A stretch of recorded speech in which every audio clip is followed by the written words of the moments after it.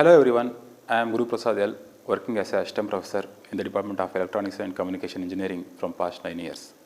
Today I am going to deal with the subject DSP algorithms and architecture. This subject is introduced in 7th semester of BE course.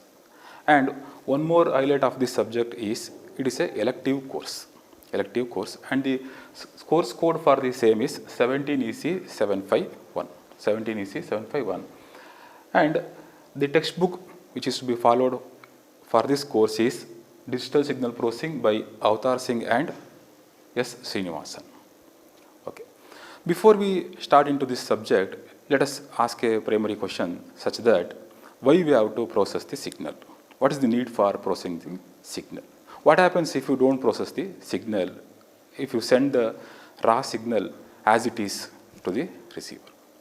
The first answer what we are going to get for this question is that at the output or at the receiver side, what we are going to receive the signal, that signal will be preferably will not be free from noise, not be free from error, etc. And this ensures that there is no proper or reliable communication.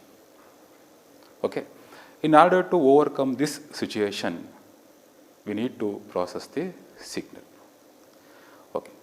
Let us look into the history of signal processing. Okay. It all started about 30 to 40 years back, signal processing techniques. In the early days, the signal processing techniques were carried out under analog domain.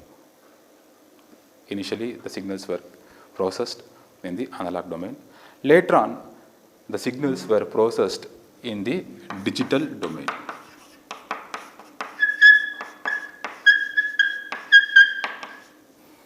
Next, one may ask a further question such that why the shift from analog to digital domain took place? In order to answer that, let us try to understand or to illustrate some of the advantages which are going to be considered more compared to analog. Okay. Now let us try to understand the various advantages offered under digital domain. The first and the foremost thing is processing in digital domain is easy. Processing is easy. In order to understand this advantage, let me take an example. If the signal is continuous in nature like this as a whole, it will be difficult to process. To justify this answer, I will going to give an example. If you want to buy a bread, we will go to bakery and we will order for a 1 pound bread. The immediate action from the bakeman will be such that the bakeman is going to slice that bread into smaller and smaller pieces. Next, you may ask a question, why such thing is going to occur from the bakeman side? Why is going to slice that bread into several pieces? The primary answer for that question is that he is going to make the customer side easy, such that he is making the slices for the purpose of accessing the bread in a simpler way. If the bread is not cut into or sliced into fewer pieces, then accessing the bread as a whole becomes difficult. Likewise, if this signal is continuous in nature, processing becomes difficult. Instead of looking this signal like this, if you try to look this signal as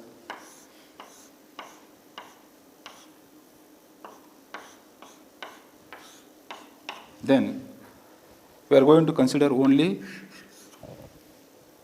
this much and we are going to process this one and then we are going to proceed for further sequences. This illustrates the first point, that is processing in digital domain is easy. Next, the second advantage is it produces high accuracy and clarity. Our intention is to get a highly reliable communication which is free from noise. In order to ensure that, it should be highly accurate and the output should be very clear in nature. That is, clarity should be there at the output side. Next, the Third advantage is it offers programmability and reproducibility. This advantage is not given with analog domain or achieved with analog domain. The term programmability refers to what? The term programmability means ability to program. Ability to program. Where we are going to program? We are going to program in the CPU or in the processor with a tool. With this programming, one can design the solution or achieve the solution in a effective way. Okay. Then it also offers reproducibility. Reproducibility. What do you mean by reproducibility?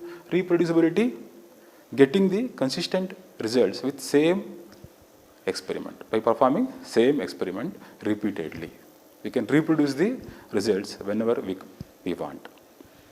Next, the fourth advantage is it consumes low power during processing. Our intention is to consume low power. We should consume low power during the processing time.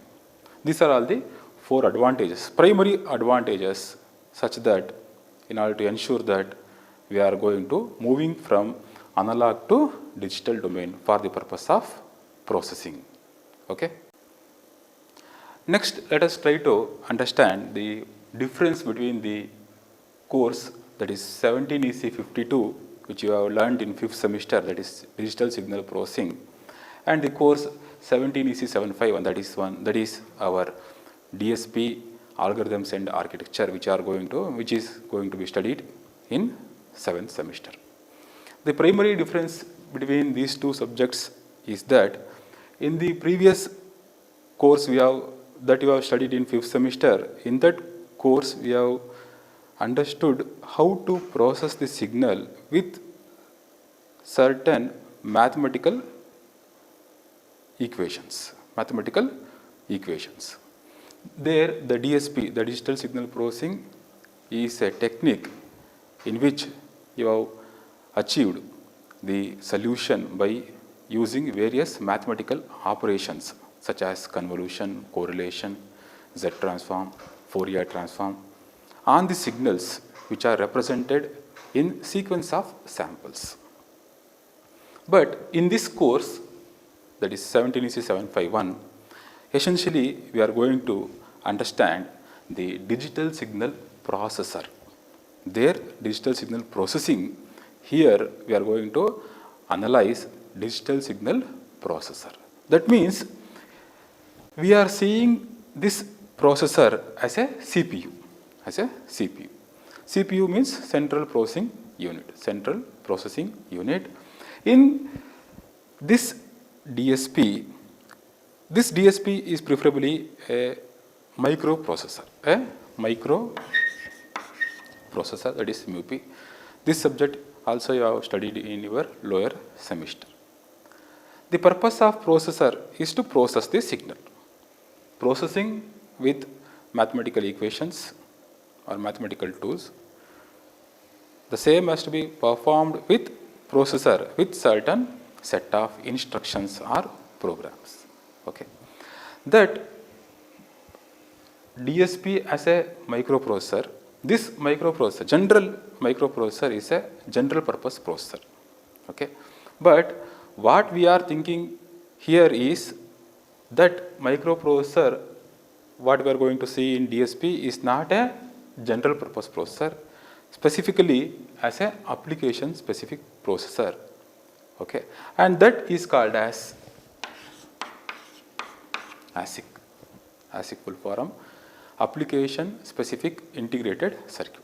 That IC is going to act as a CPU. In this case.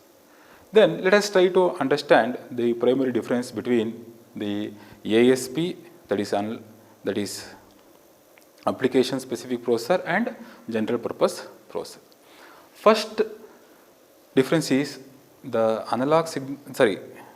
application specific processor is going to work on real world signals. It is going to process on real world signals. Real world signals means in general, in reality, all the real world signals are analog in nature. Further, it will be processed by undergoing sampling process. Whereas this general purpose processor is going to process on huge amount of stored data. Huge amount of stored data. Next is the purpose of ASP is to handle less task because it is application specific, not general purpose. It is specifically designed for a particular application, dedicated to a particular application. In that sense, it is going to handle less task. This case, that is general purpose, it is going to handle more task. That more task means it is going to execute more number of instructions. In that sense, task means it is going to execute more number of instructions. And it follows RISC architecture. RISC architecture is referred to reduced instruction set computer. As the name implies, reduced instruction set, that means less task, reduced number of instructions, more task. CISC refers to complex instruction set computer. That type of architecture will be followed under general purpose processor. Next, the last difference is it is going to give miniature in size or reduction in size, not only in size, reduced amount of power consumption and low cost. But that is not achieved in general purpose processor. It is more in size, more in cost, and it consumes more power. I am going to ensure you that in this course, essentially we are going to concentrate DSP as a processor, and we are going to understand the processing functions, how the CPU is going to act, how this processor is going to perform various operations. Okay. Next, let us understand the course objectives of this course one by one. There are 4 objectives. The first objective is, after studying this course, the student will be able to understand the computational building blocks of DSP processor and its speed issues. After learning this subject, the student is going to understand the computational building blocks of DSP processor. What do you mean by computational building blocks of a processor?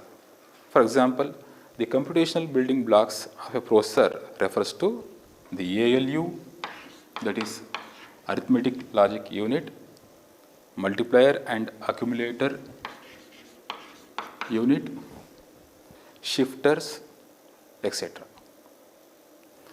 These are the computational building blocks. The ALU performs the arithmetic and logic unit, arithmetic and logical operations. MAC performs multiplication and accumulation process. Shifters in order to scale down or scale up the results. And its speed issues. Its speed issues refers to the speed in terms of how many instructions are executed per second. How many instructions are executed per second. That is going to be dependent on the bus, internal bus. Next, the second objective is understand the various addressing modes, peripherals, interrupts and pipelining structure of the TMS320C54XX processor. This is the processor you are going to learn in this course. This processor is being from Texas Instruments processor. It says that understand the various addressing modes. For any processor, in order to write a program, 2 things are essential. One is proper addressing mode, another one is proper instruction set. Addressing mode is nothing but the way in which the operand is specified. For example, in microprocessor, you have learned various addressing modes such as immediate, direct, indirect, register, etc. Next, what are the peripherals involved in this processor? On-chip peripherals, watchdog timer, clock, real-time clock, etc. And interrupts, how to handle interrupts, which is an external signal to the processor requesting for some operation, and pipelining structure of TMS processor. The purpose of pipelining is to meet this issue. we have two concepts. One is executing certain things in parallel and executing certain things in pipeline. Pipelining allows the processing to be done in a faster way. Next, learn how to interface the external devices to the TMS processor in various modes. External device, we are going to interface external device such as biomedical signal processing equipments, speech processing equipments externally to the processor. How to interface such type of equipments to the processor in various modes. Next, understand the basic algorithms with their implementation. You have to understand the basic algorithms involved in this TMS processor by learning proper addressing modes, instruction set, and their implementation. These are all the 4 objectives we are going to get in this course. After understanding the basic difference between the course we have studied in the 5th semester, that is DSP, and the course which you are going to study in this semester, that is DSP-AA, and after knowing the course objectives of this subject, now let us move on to understand the basic building block of the DSP system.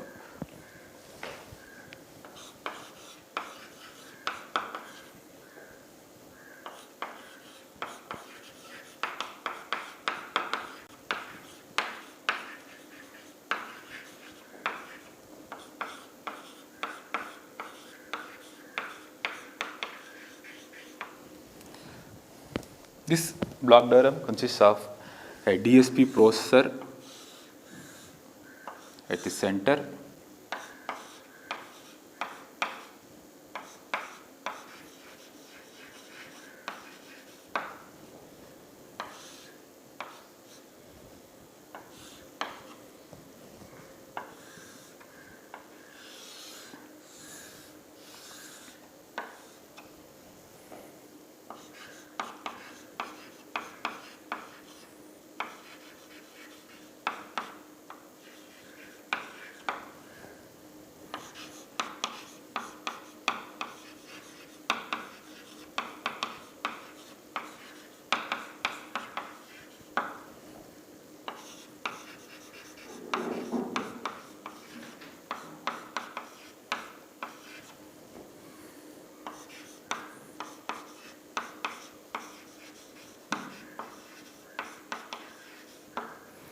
this block prior to the DSP processor is called as analog front-end block.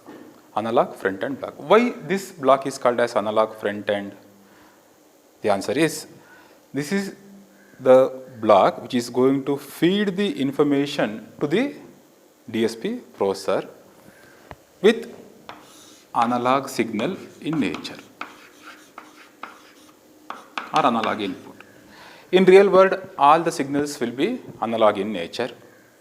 As usual, at the output also, we are going to get the analog output.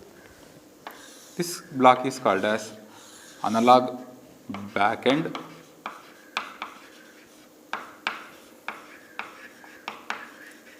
This block consists of D to A converter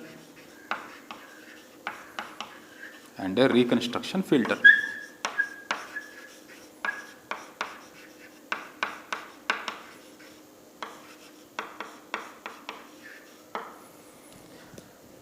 The central part is processor. The output we are going to get after processing is also analog in nature. Analog output. Input analog in nature.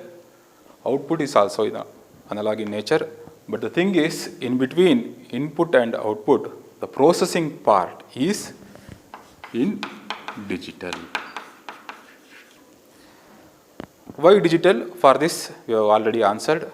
The main reason is, with processing the signals in terms of digital is very easy and it offers more advantages compared to analog. Okay. Now let us concentrate on this block, that is analog front end, which is the input side.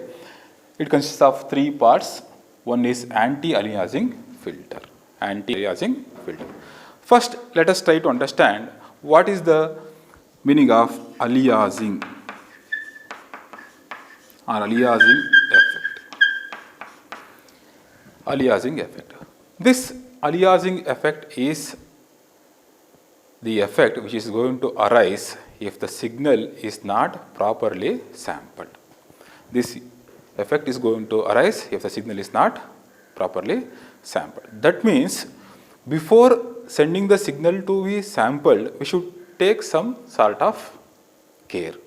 Before sending the signal to the sample circuit, we should take care that this effect should be eliminated by passing through a low pass filter. By passing through a low pass filter, thereby it eliminates the high frequency components. And this anti-aliasing filter also ensures that there will be no higher frequency components present that is greater than the sampling frequency.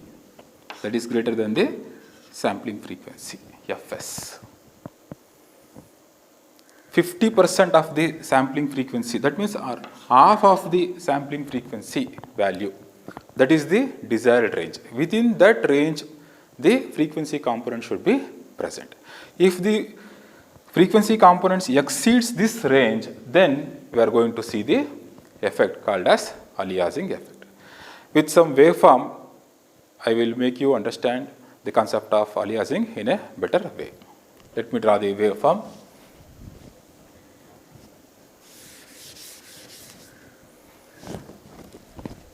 If suppose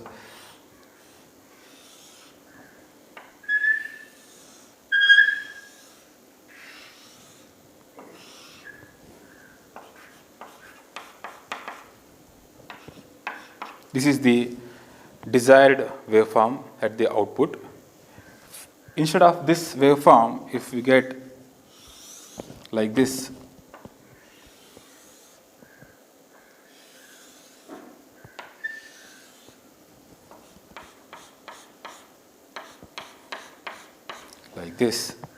then this is called as aliasing effect. Aliasing effect. This is not required at the output side. This effect should be minimized. In order to minimize this effect, we are taking a precautionary measure such that we are passing the signal through an anti-aliasing filter such that it attenuates the high frequency components and avoids aliasing effect. Okay.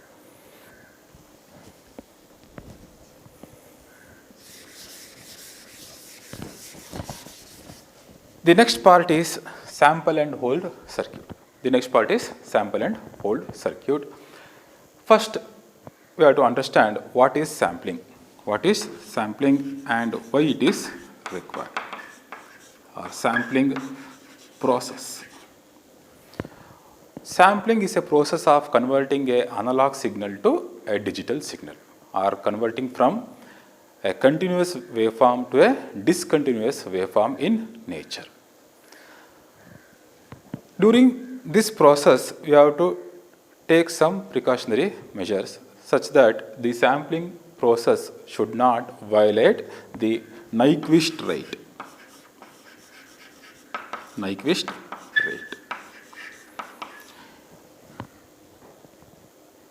The sampling process should obey the Nyquist rate. Then what do you mean by Nyquist rate?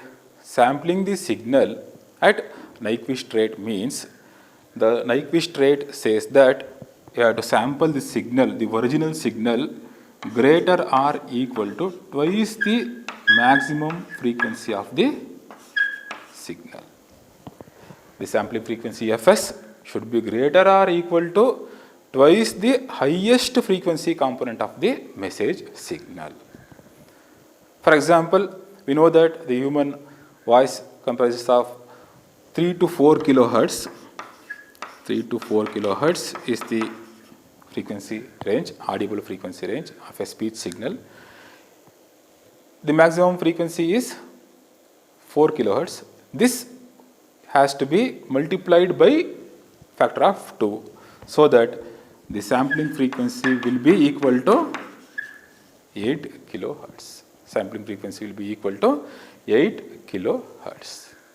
If you don't sample the message signal which is of 4 kilohertz up to 8 kilohertz, then what is the effect we are going to see? The effect is the difficulty in processing as well as difficulty in reconstruction. Difficulty in reconstruction is the drawback if you don't follow the or if you violate the sampling rate or sampling frequency with respect to Nyquist rate.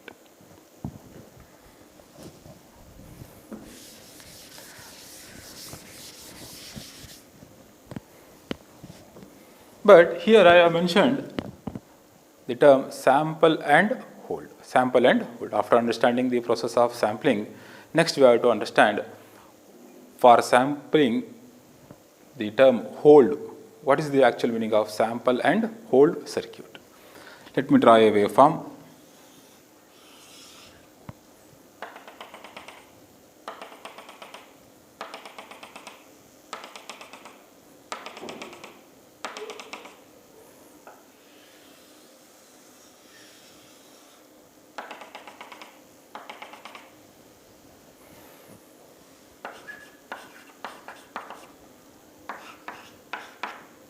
This is a continuous signal. The dotted line shows that we are intended to sample the signal at this instant of time. Okay. After sampling here, that means for this signal, the sample is taken at this instant of time. That means like this, first sample. After some time t, we are going to take the second sample. Next, the third sample,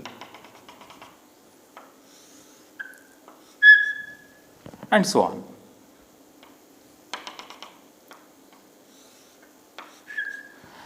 Now, what we are doing here, just sampled first sequence, then after some time, discrete amount of time, I am going to take the second sequence, third sequence, and so on. Just I am following one by one without any proper action taken. The proper action refers to what? This has to be hold. After sample, you hold this signal or lock this signal with a specified amount of time, minimum specified amount of time, and then proceed to sample the next sequence. After doing so, hold it, sample, hold it, then one more sample,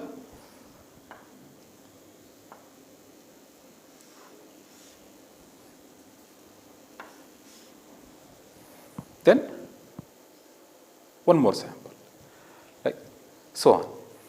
The purpose of holding is to lock the time of sample from one sample to the another sample so that there will be no variations in the input. There will be no variations in the input and there is no chances of corruption of processing the signal. There should not be any corruption involved during the process. We should give some amount of time under sampling process. If you don't give the time, sufficient time from one sample to the another sample, then there will be chances of corruption of sampling process. Then that means the sampling process will not be done to a greater extent. After sampling, we need to give some amount of time, that is holding, then you have to follow the next sample. Okay.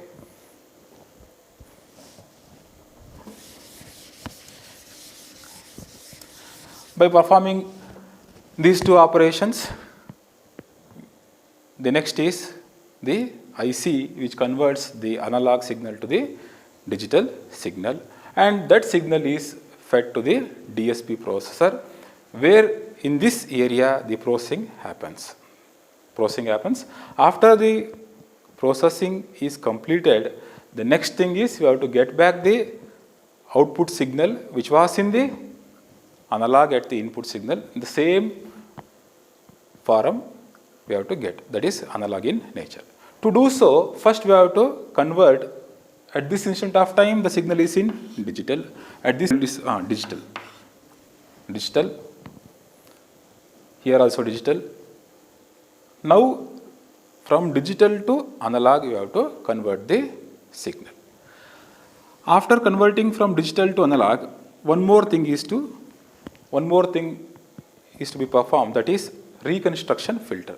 The obtained signal has to be passed through a reconstruction filter, which is preferably a low pass filter for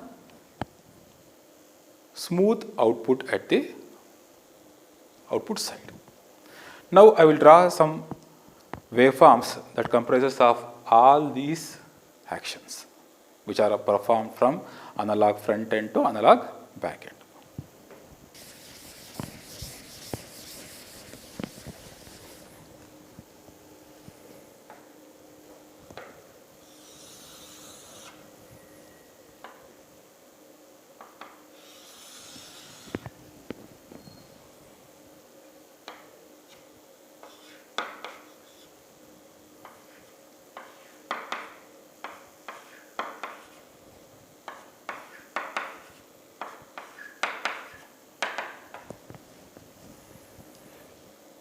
Now consider a continuous waveform, continuous signal at present at A, at B, it has to be sampled.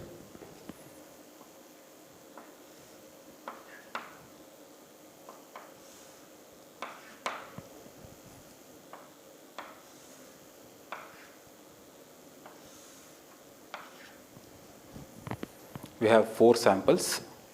Likewise, we can sample further. Next, C, sample and hold signal. If this is 0.5, we can take this as 0.193 and so on. This signal can be represented as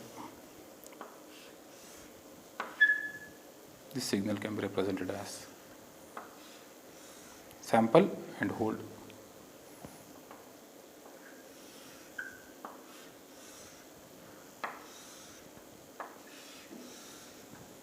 Like this. After sampling, we have to give some amount of time for holding such that there will be no corruptions during the sampling process and no variations in input. After sampling, we are going to do the quantization process, that is rounding off the value, that is 0.193 to its nearest value, 0.2.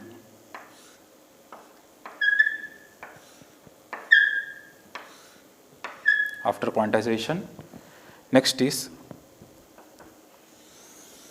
the D to A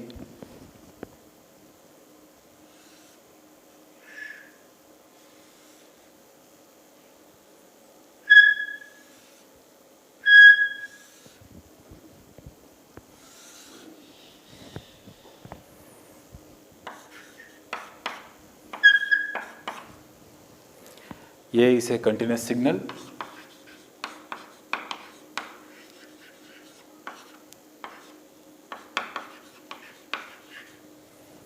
B is the sampled signal.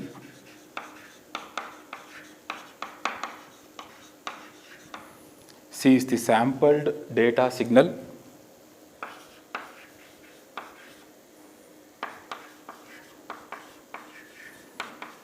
That is sample and hold. And D is the quantized signal. And E is the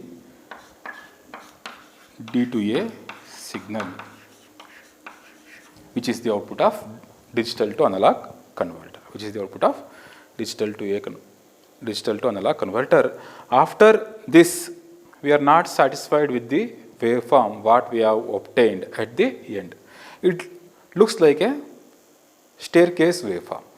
This waveform and this waveform are not similar. This is the input and this is the output. The output is not similar to the input. For this, in order to overcome this staircase effect, what we are going to do? We are going to next pass the digital to analog converter signal through a reconstruction filter. Reconstruction filter, which is a low pass filter. What is the role of reconstruction filter? To attenuate or to remove the high frequency component present in the D to A converter signal. After passing through that filter, our waveform will be very much similar to the input. Like this, we are going to process the analog signal with a help of digital signal processor by undergoing first process sampling, sample and hold, then quantizing, then passing the same through the digital to analog converter, and finally passing the same to a reconstruction filter to get the better waveform which is similar to the input.